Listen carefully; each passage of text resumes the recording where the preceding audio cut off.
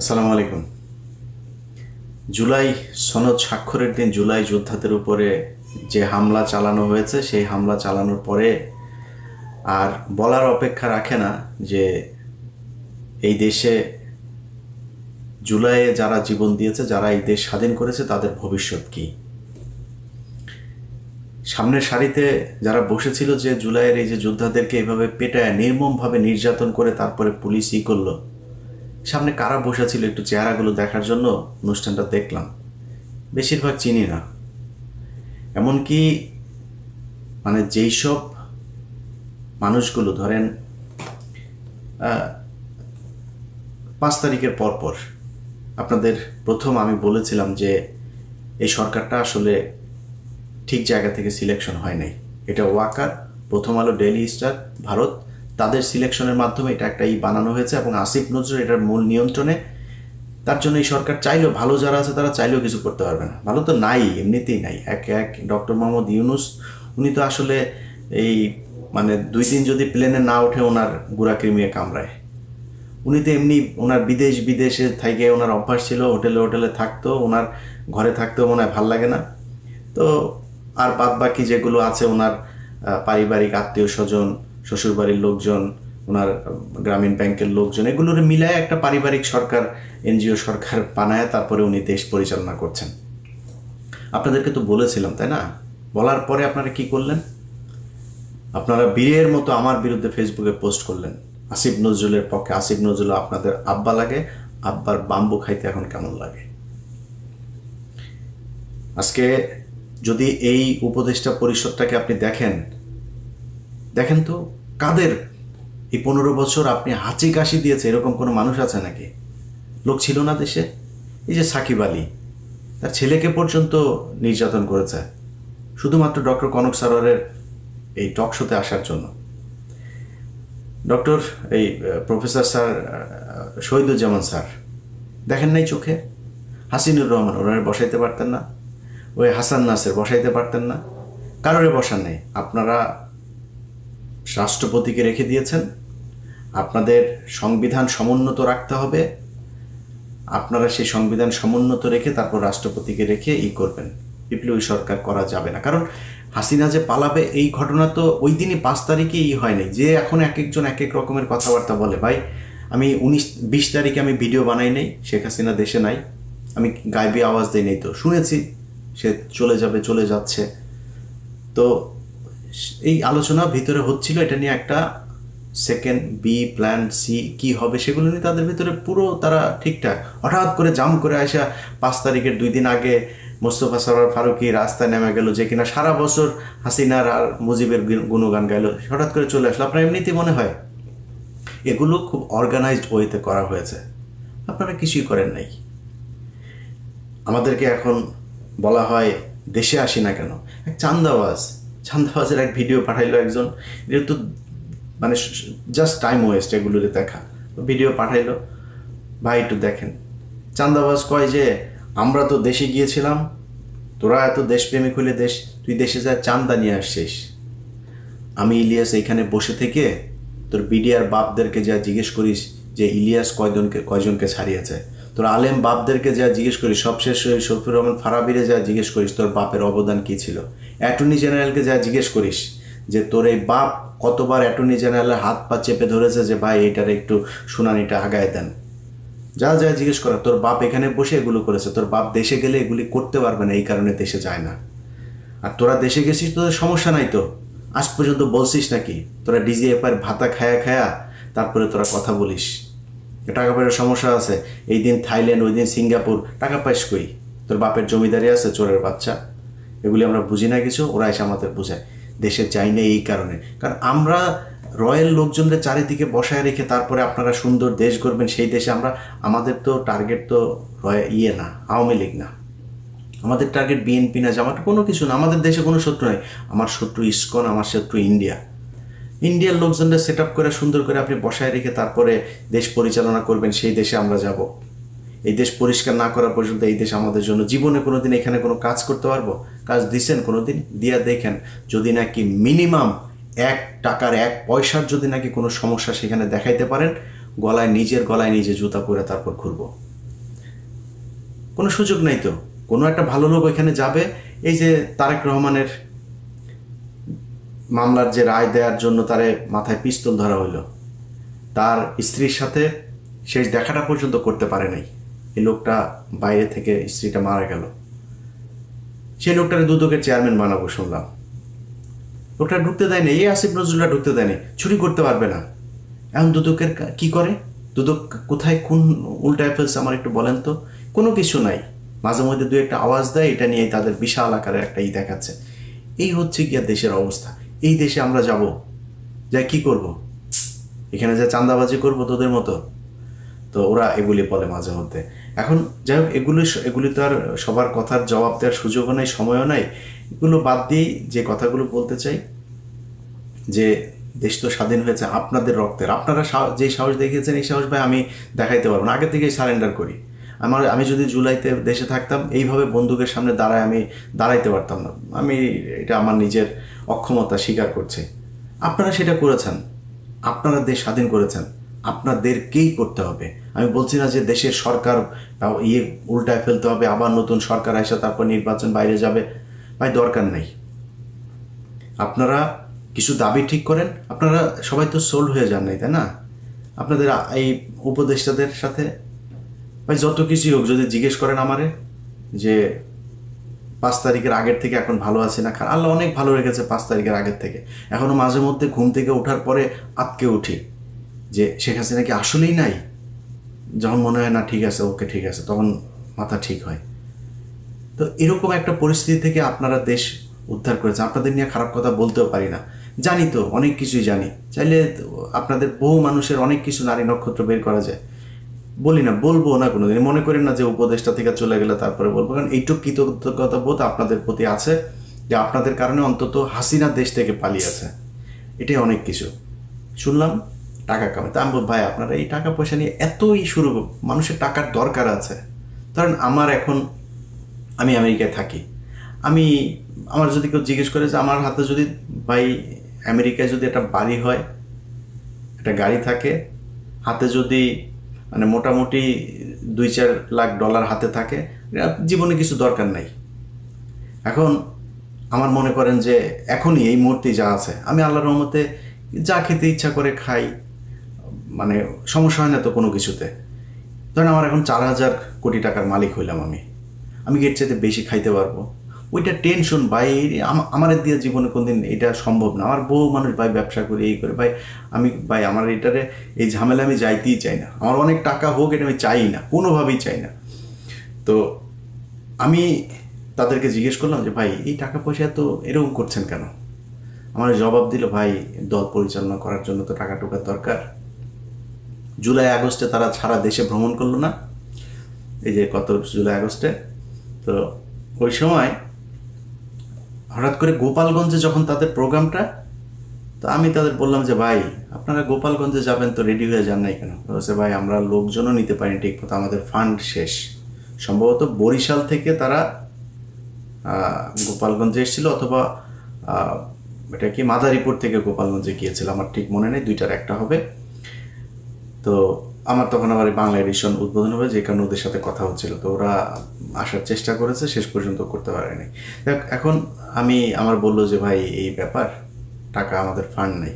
তা বললাম এই যে টাকা পয়সা করলেন এত টাকা, এগুলি ভাই ওনারা টাকা পয়সা দেন না। কেউ টাকা তুরস্কে পাঠিয়েছে, কেউ কানাডাতে পাঠিয়েছে, কেউ পর্তুগালে পাঠিয়েছে, অস্ট্রেলিয়াতে পাঠিয়েছে, আরও বেশ কয়েকটা দেশের নাম বলবো। এক একজন এক এক জায়গায় গিয়ে তারপরে এই টাকা পয়সা পাঠিয়ে যার যার টাকা শেষে নামছে।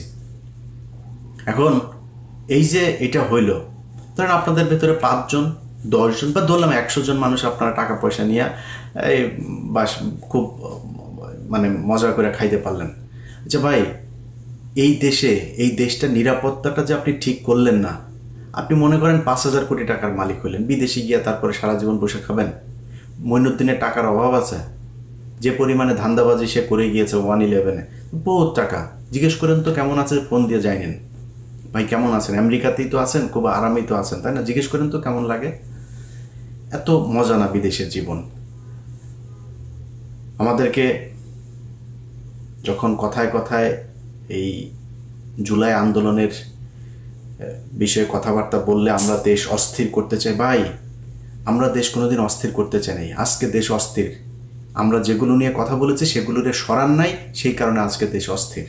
এই যে স্বরাষ্ট্র উপদেষ্টা, এ হলো ওয়াকারের সাথে প্রতিদিন তার আপডেট জানায় কি হবে, কালকে কি করতে হবে, কোন ওসিরে। ওই দিন এক পুলিশের অফিসারের সাথে কথা হচ্ছে, অফিসার কয় যে ভাই বাথরুমে যাই, বাথরুমে যাওয়ার পরে আবার ফের এসে চেয়ারটা পাবো কি না, এটা মানে মনের ভিতরে একটা ভয় থাকে, বাথরুম থেকে বের হওয়ার পরে চেয়ার নাই হয়ে যেতে পারে। এইভাবে পুলিশ কাজ করতে পারে নাকি? পুলিশটারে এই স্বরাষ্ট্র উপদেষ্টা আর ওই যে খোদা বক্স, এই খোদা বক্সও দুইটাই মিলাও বাক্সর মধ্যে পুলিশটা ঢুকায়া আচার বানায় পুরা এই যে চানাচুর ভাজা দিয়ে তারপর খেয়ে ফেলছে। পুলিশের মধ্যে কোনো মানে তাদের ভিতরে এখন কাজ হয়েছে যে কত টাকা খাওয়া যায়, কেমনে খায়াটায়, কখন কোন চেয়ার সরে যায়, চেয়ার থাকতে থাকতে যেই কয় টাকা খাইতে চাই। এটা হচ্ছে অবস্থা পুলিশের। এইভাবে চলছে দেশ। তো আমরা আপনাদেরকে 5 তারিখের পরপর বলেছিলাম যে এই মানুষগুলোকে সরাইতে হবে। সরাইতে আপনারা চানও নাই। আপনি এই দেশটা যে স্বাধীন হইল, কারা শত্রুটা কারা ছিল আপনার? ভারত ছিল না? আপনি বলেন তো, এই জুলাই যোদ্ধারা, আপনাদের সবাইকে দোষ দেওয়া লাভ নেই, মানে আপনাদের নেতৃত্বের কথা বলছি। আপনাদের নেতৃত্ব কোন ইস্যুটা নিয়ে হঠাৎ করে হাইকোর্টের এখানে হাসনাত আবদুল্লাহ একিয়ে দিল, সবাই রাজুতে চলে আসে, হাইকোর্টে যায়, তাপ করে 15-20 জনরে আপনারা ফেলাই দিলেন। আর ফেলান নাই কেন? আর কোথায় যান নাই কেন? এই যে বিডিআরের লোকগুলি এতদিন ধরে জেলে থাকলো, আমি তো ওদের সাথে আমার মানে পারিবারিকভাবে তাদের সাথে আমি জড়িত, কারোর কাছে শুনি নাই আপনারা কোনো দিন এর এইটা হইলে আমার ফোন দেবে, ওইটা হইলে আমার ফোন দেবে। সারাদিন আমি বিডিআরের অন্তত 10টা ফোন রিসিভ করি, কখনো বিরক্ত হই না তাদের প্রতি। হয়তো ফোন ধরতে পারি না মাঝে মধ্যে, বিরক্ত হই না, কারণ এই মানুষগুলির উপরে যে নির্যাতন হয়েছে, মানুষগুলির পাশে আপনাদের থাকা উচিত ছিল না? থাকেন নাই। ওই যে ফেনীতে 16 জন এখন পর্যন্ত কন্ডেম সেলে, যাইতে পারতেন না? যান নাই। এখনও আলেমরা জেলে, আপনি জানেন? ওই যে বিশেষ সন্ত্রাস বিরোধী আইন, সেই আইনে এখন পর্যন্ত এই যে হঠাৎ করে বলল যে এই আমেরিকান দূতাবাসে নাকি কারা নাকি নাশকতা চালাবে, সোয়াদ যায় হাজির। আপনি জানেন সিটিটিসির প্রধানের চেয়ারে কারে বসানো হয়েছে? এসবি প্রধানের চেয়ারে কে সেটা জানেন? এসবি প্রধান মানে এই যে এত কিছু ঘটে, এত মানুষ বের হয়ে যায় ওই বর্ডার দিয়ে এয়ারপোর্ট দিয়ে, আপনি কি করেন? সবশেষ দিলীপ আগারওয়াল প্রায় 10টা মামলা, আস্তে আস্তে চুপচাপ করে তারপরে তারা জামিন দিয়ে দিল। 680 কোটি নিয়ে আসিফ নজরুল তারা জামিন দিয়ে দেশ থেকে বার করে দিলেন। কেউ জানেন না আপনারা জামিনগুলো হইলো, এটাও জানাইতে পারলেন না আমাদেরকে। আপনারা মানে কল্পনাও করিনি যে সে এইভাবে জামিন নিয়ে নেবে। তো এটা নিয়ে আপনাদের বিস্তারিত জানাবো আমি এই সপ্তাহের ভেতরেই। এই হচ্ছে গিয়ে দেশের অবস্থা এখন। ভাই, আপনাদেরকে নিয়ে যত সমালোচনা করি, সমালোচনার পরে একটা জিনিস আমারে বলতে হবে যে আপনাদের ভিতরে সবাই অমানুষ না, সবাই স্বার্থের জন্য বন্দুকের সামনে দাঁড়ান নাই। আপনাদেরকে এক হইতে হবে, দাবি জানাইতে হবে, এই জায়গা আমাদের ঠিক করতে হবে। এই জায়গা যদি ঠিক না করে সরকার, আবার দাঁড়াইতে হবে। এরা চুরি করে এরা সব ভদ্র শয়তানের মতো করে আমাদেরকে মাঝে মধ্যে সরকারের থেকে খুব ঊর্ধ্বতন, একদম সরকারের সর্বোচ্চ লেভেলের একজন, গত জুন মাসে আমার সাথে তার একটা মিটিং হইল, তো সে আমারে কাজ দিল। কাজ হয়েছে আগস্টের 5 তারিখ থেকে আগস্টের 15 তারিখের মধ্যে ওয়াকারকে ফেলে দেওয়া হবে। তো খুব জোর প্রচেষ্টা চালাইতে হবে ইলিয়াস ভাই। চালাইলাম, কই ফালাইলেন না তো, ওয়াকারে তো আপনারা সরাইলেন না। আচ্ছা, সরাই সে আবার ওই সময় বলছিল যে ইলিয়াস ভাই আপনাদের হেল্প লাগবে, আপনারা একটু সোশ্যাল মিডিয়াতে এটার ব্যাপারে একটা জনমত গঠন করেন। ওয়াকারের ব্যাপারে জনমত গঠন করা শেষ, ওয়াকারে আপনারা ফেলতে হবে। সে বলছিল যে অনেক ইফ বাট এগুলো থাকবে, এটা করা যাবে কিনা, বাট একটা চেষ্টা তারা করেছিল, করতে পারেন নাই। আচ্ছা, ধরেন আমি সেনাপ্রধানরে সরানো খুব কঠিন। আচ্ছা, আপনার আশপাশে চোর বাটপাট দিয়ে ভরা, মানে সবাই জানে যে ওরা চুরি করে, তাদেরকে সরাইতে পারেন নাই। আমার একটা দেশ বলেন তো, মিডিল ইস্টের এই দেশের মানুষগুলোই তো কষ্ট করে, এদের কারণে এই যে আপনি এখন রিজার্ভ না, শুয়োরের বাচ্চারা তোরা সব কয়টা টাকা করছিস, পাচার করছিস। এই গত 1 বছরে শেখ হাসিনার সময়ের যে কোনো সময়ের চাইতে বেশি টাকা পাচার হয়েছে গত 1 বছরে। তো তোরা যে পাচার, এই যে সবশেষ দিলীপ আগারওয়ালার যে টাকা পাচার হইলো না, এই টাকাও পাচার করেছে আমাদের চুয়াডাঙ্গার টরিক। ওর মাধ্যমে ওর সিঙ্গাপুরের ব্যবসা ওগুলি দেখায়, ওইখানে টাকা ভাগাভাগি হয়েছে। পাচার করলি, প্রতিটা উপদেষ্টা টাকা পাচার করেছে। ওরা কয় আমাদের সেফ এক্সিট লাগবে না। সেফ এক্সিট, তোরা সেফ এক্সিট কই নিয়ে দিবে? তুই কই যাবি? ডিম একজনের মাথার উপরে তো গেছে, দেখছিস না? ডিম পিছন দিয়া নিচে দিয়া ঢুকানো হবে। কই যাবি তোরা? কই আসবি? পৃথিবীর কোন দেশে যাবি? বিএনপি পেটাবে, আওয়ামী লীগ পেটাবে, শিবির পেটাবে, এই জুলাই আন্দোলনের এরা পেটাবে, সাধারণ মানুষ পেটাবে, জেনে যাবেন ডিম ঢুকানো হবে ওইখানে। সেফ এক্সিট মারাইতে আসছিস? তোরা মনে করছিস টাকা পয়সা মাইরে এমনি খাবি, খায়া তারপরে তোরা এগুলি যা মনে চায় তাই হয়েছে। আপনাদেরকে কথা দিছিলাম না যে আসিফ নজরুলের কই কী ধান্দাবাজি করে শুরু করতে যাচ্ছে, সেগুলো নিয়ে আমার এখানে নেক্সট 1 মাসে আমার ইউটিউব চ্যানেলে, ফেসবুকে ফলো রাখবেন, দেখতে পাবেন আস্তে আস্তে শুরু হচ্ছে কোথায় কী ধান্দাবাজি সে করেছে। তো এই এদেরকে নিয়ে আপনারা যারা জুলাই আন্দোলনে নেতৃত্ব দিয়েছেন, যারা যুদ্ধ করেছেন, আহত হয়েছেন, আপনাদের কাছে অনুরোধ থাকবে আপনারা এখন আলাদা আলাদা না, এই মঞ্চ ওই মঞ্চ, এত মঞ্চ না ভাই, এক জায়গায় এক হইতে হবে, বলতে হবে যে আমাদের এই নেতৃত্বের এই সমস্যা, এরা এই কাজ করে না, আমরা যেটার জন্য দেশ স্বাধীন হয়েছে সেই কাজগুলো করে না, বাদ ওগুলি আপনারা করেন নতুন করে। আপনারা কি জানেন যে এনসিপি, বিএনপি এবং জামাতের, আমি নাম ধরে বলতে পারি, কয়েকজন একদম মানে শুধুমাত্র তারা ইটা দিতে হবে, ওই নমিনেশন দিতে হবে, তার আসন ছেড়ে দিতে হবে, এরকম এই পর্যন্ত আমি 7 জনের তালিকা পেয়েছি। আরও হয়তো বা তাদের 3-4 জন 5 জনকে হয়তো দিবে, সব মিলে সর্বোচ্চ 15 জন হইতে পারে, তাদেরকে দিবে। আপনাদের কথা চিন্তা হবে, তারা এমপি হবে, এমপি হয়ে পরের 5 বছরে তারপরে আরও কিছুদিন খাবে। এই হচ্ছে তাদের মানে উদ্দেশ্য, ভবিষ্যৎ পরিকল্পনা আর কি। আপনাদের পরিকল্পনা যদি সেটা না হয়, নির্বাচনের আগে আপনাদের সেই দাবি জানাইতে হবে। আপনারা জুলাই আন্দোলন করেছেন, আমি যেহেতু ভাই আন্দোলনের সাথে ছিলাম না, আমরা কিছু না, আপনারা করেছেন, আপনারাই সেটার ব্যাপারে বলতে হবে। আপনাদের এখানে কারা কারা ধান্দাবাজি চান্দাবাজি করছে, যারা জুলাই আন্দোলনের মানে বিরুদ্ধে বিপরীত দিকে গিয়ে দাঁড়িয়েছে, এই মানুষগুলোর ব্যাপারে আপনারা করেন, কথা বলেন, প্রতিবাদ করেন।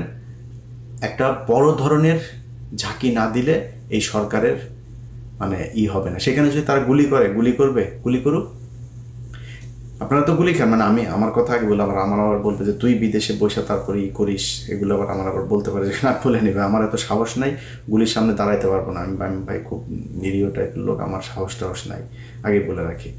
যারা দেশে আছেন আপনাদের কি করতে হবে। সো যদি তারা গুলি করে আপনাদেরকে, হাসিনা পারছে নাকি রাস্তা থেকে সরাইতে পারে নাই। তো ন্যায্য দাবি এই দেশের প্রতিটা মানুষ আপনাদের সাথে আছে। এই দেশের সব মানুষ এখনো বিক্রি হয়ে যায় নাই, অমানুষ হয়ে যায় নাই। মানুষ চোখের সামনে দেখছে যে এতগুলো মানুষ মারা যাওয়ার পরে একটা দেশ কোথায় যাওয়ার কথা, আর সেই দেশটা যাচ্ছে কোথায়। এখন আওয়ামী লীগ মাঝে মধ্যে বলে, দেখছিস এই সময় আওয়ামী লীগ বলার সুযোগ পায়, দেখ দেশ এই হচ্ছে ওই হচ্ছে, হাসে তারা। তো আওয়ামী লীগের লোকজনের সবশেষ বলে ভিডিওটা শেষ করি। শোন, তোদের জন্ম হয়েছে তোদের বাপের পিছন দিয়া, তোদেরকে কোনো মানুষের পয়দার যে জায়গা আছে, তোদের মানুষ হওয়ার জন্য যা যা প্রয়োজন, ওই মানুষ হওয়ার কোনো ক্যাটাগরির মধ্যে তোরা পড়িস না। তোদের এখন যদি এই দেশ যদি আরও খারাপ হয় না, তো শেখ হাসিনার মতো হইতে পারবে, মানে পৃথিবীর সবচেয়ে খারাপ দেশের মধ্যে যাওয়া শেখ হাসিনা বানাইতে পারবি না, যেই দেশে তার নিজের দেশের সেনাবাহিনীরে একটা ঘরের ভেতরে বন্দি করে রাখে, পুলিশরে বন্দি করে রাখে, আলেমরে বন্দি করে রাখে। সেই দেশ তো নাই এখন, অনেক সমস্যা আছে, ওই জায়গায় যায় নাই, যাইতে দেওয়া হবেও না। ধৈর্য ধর।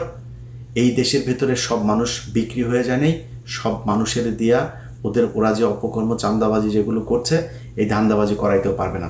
যারা আজকে করছে তাদের বিচার এই দেশে হবে, আজকে হোক কালকে হোক।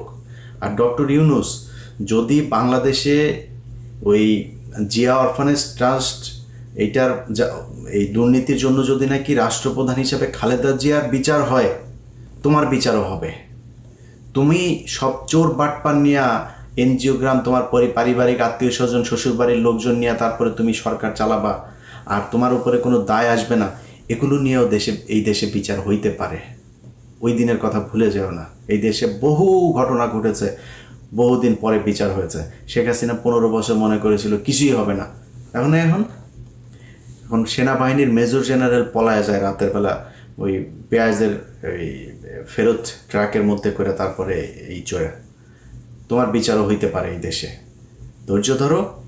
এই দেশের মানুষ সব সময় সঠিক সিদ্ধান্ত নিয়েছে, সব সময় এই দেশের সাধারণ মানুষ। অনেকে বলে থাকে এই দেশের মানুষ, ভাই আমি মনে করি না এই দেশের মানুষ খারাপ। মানুষ মাত্রই অপরাধ প্রবণ। তাদের মানে আমি মুসলমান হিসাবে মানে আদম আলাইহিস সালাম ভুল করেছে, সে তাকে দুনিয়ায় পাঠানো হয়েছে তার অপরাধের শাস্তি হিসাবে। আমরা তো মানুষ, আমরা মানুষ অপরাধ প্রবণ। আমাদেরকে আইন দিয়ে, সুশাসন দিয়ে আমাদেরকে আটকায় রাখতে হবে, আমাদেরকে সঠিক পথে আনতে হবে। তুমি নিজে বাপ সব কটা চোর নিয়ে বসে আছো, সে দেশের মানুষ ঠিক হবে কেমনে? মানুষ এখন মানুষের ভিতরে হাই হুতাশ, কে কোত্থেকে খাবে, কারটা খাবে, কি খাবে, কত টাকা, মানে কারোর মধ্যে শান্তি নেই। প্রতিটা সরকারি প্রতিষ্ঠানের মধ্যে কে কখন কারে চাকরি যায়, কি হয়, সবাই ধান্দা হয়, যত তাড়াতাড়ি পারে টাকা পয়সা, আর যা পায় সব করে। সবার মাথায় আছে যে দেশ থেকে চলে যেতে হবে, বাইরে গিয়ে তারপরে কয়েক বছর থাকতে হবে। কয়েক বছর থাকতে হবে সেটাও হয়তো জানে না, বাট অনেক বছর থাকতে হবে, যেহেতু 100 কোটি 1000 কোটি কোনো টাকায় তার মানে সন্তুষ্টি হচ্ছে না যে কত হইলে তারপরে বিদেশে গিয়ে অনেক বছর থাকা যাবে।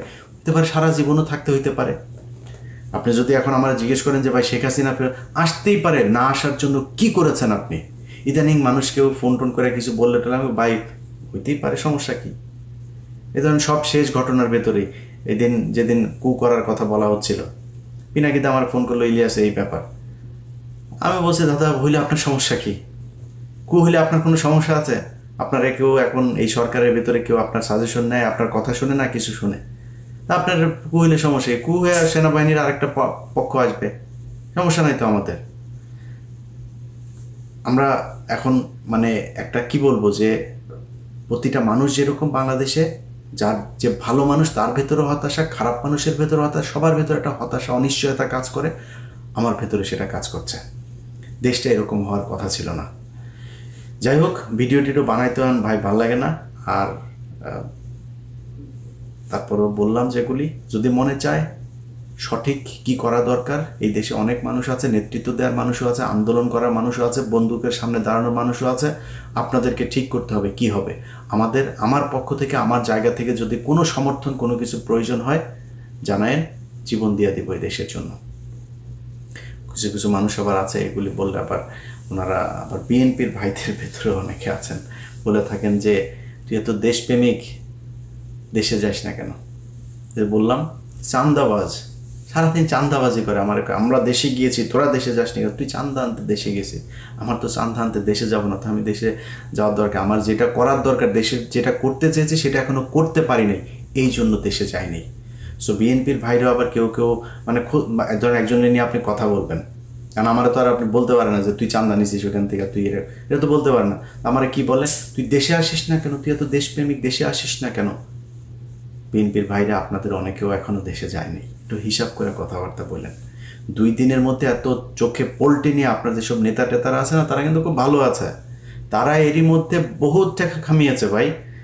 এই ছাগলের 3 নাম্বার বাচ্চার মতো পিছনে পিছনে ঘুরবেন, আপনার এই কয়দিন পরে মার খাবেন, পেটুনি খাবেন, যদি নাকি দেশের কোনো উল্টাপাল্টা কিছু হয়, আল্লাহ না করুক।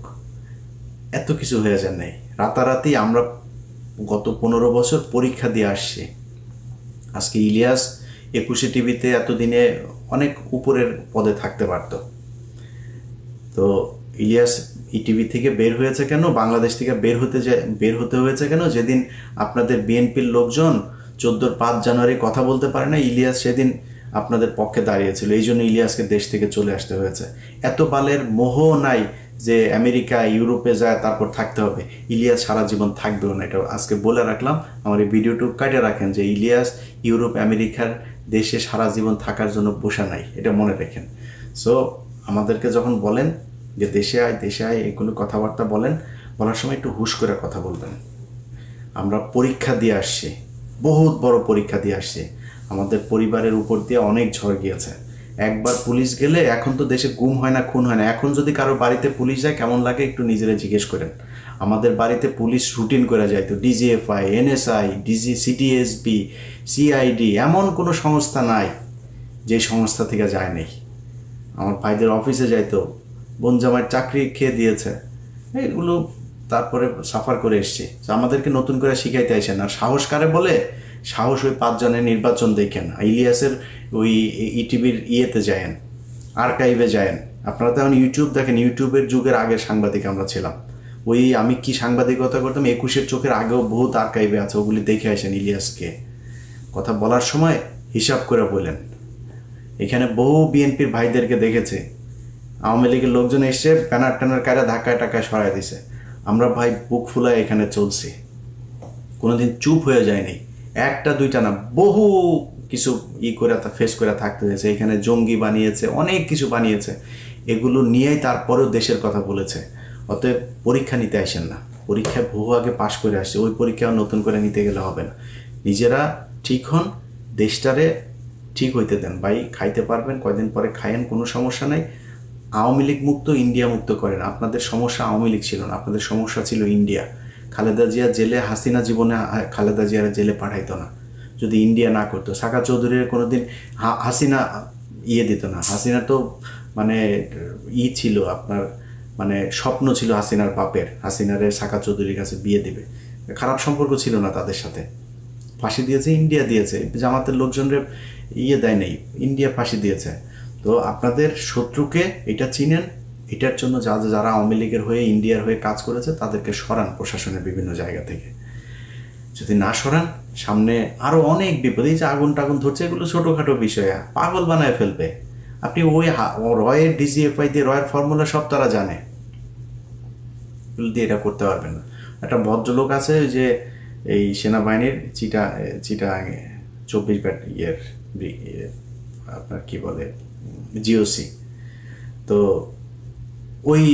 ওই লোকটারে মনে করেন যে মানে আমি জানি না এ আছে কিভাবে ওই জায়গায়। এখনো পর্যন্ত ডিজিএফআই লোকজন যত আকাম কুকাম চিটাগাং কেন্দ্রিক করে, আমার মনে হয় এই লোকের মাথা মতো নষ্ট হয়। ওই লোকটা দেশপ্রেমিক। এই 24-এর আন্দোলনে ওই লোকই প্রথম সেনাবাহিনীর সবচেয়ে জেনারেলদের ভেতরে উনিই প্রথম কথা বলেছেন যে না, আমরা এটা করা যাবে না। তো এই টাইপের লোকজন কিছু আছে, এরকম সব জায়গায় চাই যে দেশটা ঠিক হোক, দেশটা ভালো থাকুক। এই ডিজিএফআইয়ের যেই নাটক টাটক, আগুনের নাটক যা যা আছে, এগুলো দিয়ে দেশের মানুষের জীবন সম্পদ নষ্ট হওয়া, দেশকে অস্থিতিশীল করে তোলা, নভেম্বরে ডিসেম্বরে তফসিল ঘোষণা হলে সেই কেন্দ্রিক বিভিন্ন ধরনের কাজকর্ম, এগুলো করতে হইলে ভাই ওদেরকে সরাইতে হবে। আমাদেরকে যারা বলেন আমরা অস্থিতিশীল করতে চাই, আমরা দেশকে সত্যি খুব খুব ভালো সব জায়গার মানুষ, আপনি প্রবাসে যারা থাকে, এই যে মিডল ইস্টের মানুষগুলো, তাদের টাকায় এই দেশ চলে, খোঁজ নেন তো যায়। এই মানুষগুলির কাছে জিজ্ঞেস করেন যে একটা মানুষের কোনো পরিবর্তন হয়েছে? একজন মানুষ পাসপোর্ট করতে গেলে আগে যেই ধরনের হ্যাচেল হইতে হয় না, টিকিট সেই টাকা দিয়ে যায় না, যে কয় টাকা দিয়ে সৌদিতে যেত তার চেয়ে কম টাকায় যায়। মালয়েশিয়ার সেই সিন্ডিকেট কিছু হয়েছে কিনা, সেই সিন্ডিকেটের সব কটাকে আসিফ নজরুল করে দিয়েছে, আবার নতুন সিন্ডিকেট, সে আগের মতো, সে একই টাকা খরচ হচ্ছে। কার কি উপকার হয়েছে? এই পুরো দেশের কোন জায়গায়, আমাকে একটা জায়গায় দেখান যে এই জায়গাটাতে কারোর পরিবর্তন হয়েছে? কিচ্ছু হয়নি, যা যেমন ছিল তেমনই চলছে। এইভাবেই দেশ কোনোদিনও আমরা যেটা চাই সেটা হবে না। অতএব যারা মনে করেন অস্থিতিশীল, আপনারা যারা কিনা এদেরকে বসিয়ে রেখেছেন, তাদেরকে কোশ্চেন করেন কারা অস্থিতিশীল করতে চায়। যাই হোক, সবাই ভালো থাকেন, আল্লাহ হাফেজ।